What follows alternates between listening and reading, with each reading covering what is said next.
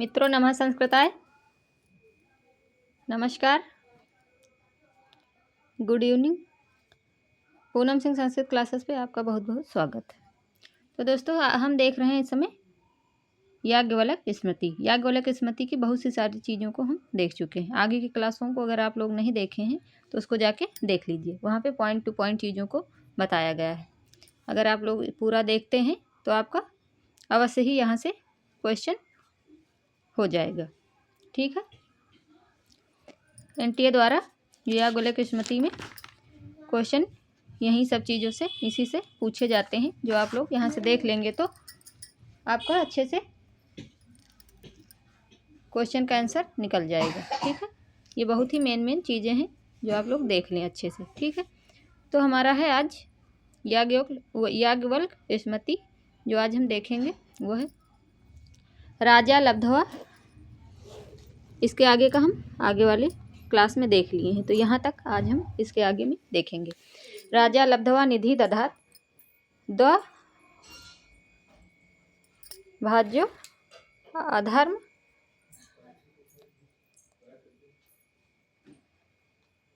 राजा लब्धवा निधि दधात दुज्जो अर्था। ठीक, तो ऐसे करके ये लाइन है। जो यदि राजा को कहीं दबा हुआ गुप्त धन प्राप्त होता है या मिल जाता है तो उससे आधा, जो उसमें आधा है वो ब्राह्मण को देना चाहिए। ठीक, आधा धन ब्राह्मण को दे देना चाहिए, ऐसा याज्ञवल्क स्मृति में कहा गया है। ठीक, आगे देखेंगे। विद्वान शेषम आदधात शाह सर्वस्व प्रभु यत। और उसमें जो और शेष जो रहे वो विद्वान आदि को नहीं देना है, सब राजा का हो जाएगा, सिर्फ आधा ब्राह्मण को देना रहता है। ये याज्ञवल्क स्मृति में बताया गया है, कहा गया है। ठीक, आगे देखेंगे। आगे है हमारा इतरेण निधो लब्धे राजा षष्टांशम आहारेत। अन्य व्यक्ति को निधि मिलती है, अगर किसी और को कहीं पे कोई धन प्राप्त होता है या मिल जाता है गड़ा हुआ या ऐसा कुछ, तो उसमें से राजा को जो है वो छठा भाग उसमें से देना पड़ेगा, ऐसा याज्ञवल्क स्मृति में कहा गया है। ठीक, जो छठवां भाग है वह राजा को देना रहता है। ठीक है, तो यहाँ से मित्रों एनटीए में क्वेश्चन बनाए जाते हैं, तो आप लोग इसको अच्छे से अगर देखे रहेंगे तो आपका जो भी वहाँ पे प्रश्न आएगा उसका आप आंसर अच्छे से दे पाएंगे। ठीक है, अशीति भागो वृद्धि स्यात् मासे मासे संबंध के वर्णक्रमात् शतम द्वैत्री चतु पंचकम अन्यथा। कोई वस्तु गिरवी देने पर उसका 80वां भाग यानी कि अशीति भाग की वृद्धि होगी, जो 80वां भाग होगा उसकी वृद्धि होगी, ऐसा यहाँ पे कहा गया है। ठीक, आगे देखेंगे। आगे है हमारा रसस्य अष्ट गुणापरा। रसस्य अष्ट गुणापरा यानी कि जो रस वाली चीज़ें हैं जैसे घी तेल वगैरह, ये सब चीज़ें जो हो गई उसका आठवां हिस्सा या 8वां गुना उसका बढ़ता है। ठीक, हो जाता है। ठीक, और वस्त्र पे हो जाएगा 4 गुना। जो वस्त्र है उस पर 4 गुना हो जाएगा, और जो धान्य पे 3 गुना, और हिरण पे सोना वगैरह पे 2 गुना, 2 गुना का हो जाएगा। ठीक है, आगे देखेंगे। आगे है दोस्तों हमारा याज्ञवल्क मते न्यायालय। याज्ञवल्क के मत में न्यायालय कितने होते हैं, कितने प्रकार के होते हैं और क्या क्या होता है। ठीक, तो न्यायालय जो है याज्ञवल्क स्मृति में जो बताया गया है याज्ञवल्क के मत में, तो वो है हमारा यहाँ पे प्रतिष्ठित, अप्रतिष्ठित, मुद्रित, शासित। 4 प्रकार का न्यायालय बताया गया है। ठीक, 4 प्रकार का न्यायालय बताया गया है। प्रतिष्ठित, अप्रतिष्ठित, मुद्रित, शासित, 4 प्रकार का न्यायालय बताया गया है।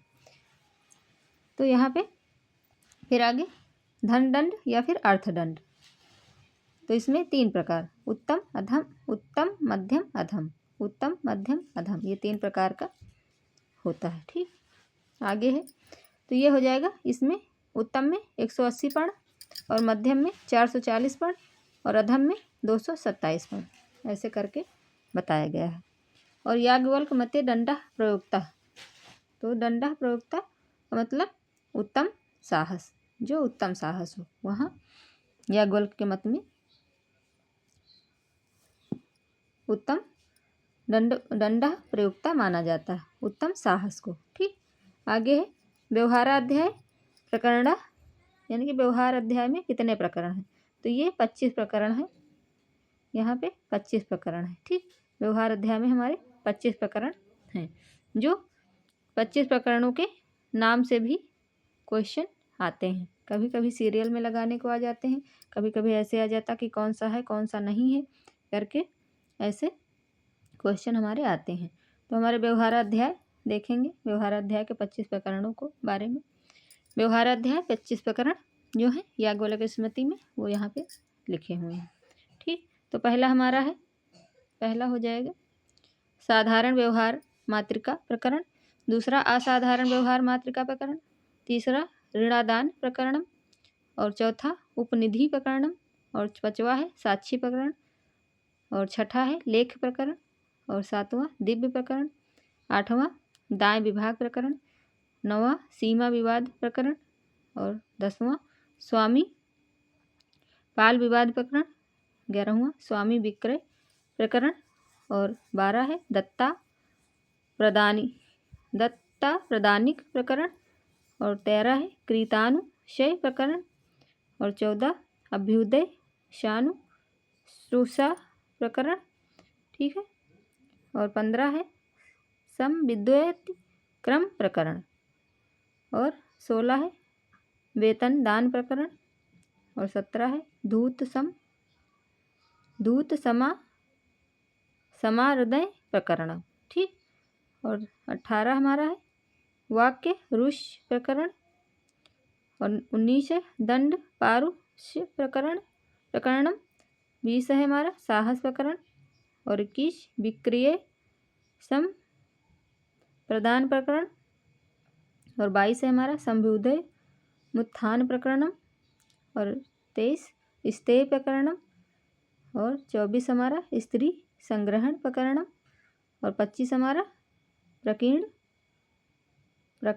प्रकरणम। ऐसे करके ये हमारे 25 प्रकरणों के नाम हो जाते हैं। इसको आप लोग अच्छे से मित्रों देख लें और समझ लें, क्योंकि यहाँ से क्वेश्चन बनना ही बनना रहता है। ठीक, अगर आप लोग यहाँ से इसको याद कर लेंगे तो यहाँ से आपका आंसर करेक्ट हो जाएगा। ठीक है, इसको आप लोग अच्छे से देख लें, क्योंकि सीरियल वाले क्वेश्चन हमारे एनटीए द्वारा ज़्यादा ही पूछे जाने लगे हैं। तो मित्रों आज हम यहाँ तक देखे हैं, और आप लोगों को जो भी पूछना है आप लोग कमेंट के माध्यम से पूछ भी सकते हैं। और वीडियो को लाइक शेयर सब्सक्राइब करें। सब्सक्राइब करने से ये हो जाएगा कि आप लोग अच्छे से इसको जो भी हमारा आएगा तो आपके पास पहले फट से पहुंच जाएगी चीज़ें। ठीक है, तो इसलिए आप लोग सब्सक्राइब ज़रूर कर लें, और ताकि आपको जो भी जानकारी आए या जो भी क्लासें आएँ उन वो आपको पहले सूचना मिल जाए। ठीक है, तो इसलिए आप लोग इसको अच्छे से देखें और सीखें समझें, क्योंकि यहाँ से क्वेश्चन बनते हैं। ठीक है, तो मित्रों आज हम यहीं तक देखेंगे, बाकी की चीज़ों को हम कल के क्लास में देखेंगे। मित्रों नमः संस्कृताय, धन्यवाद, राधे राधे।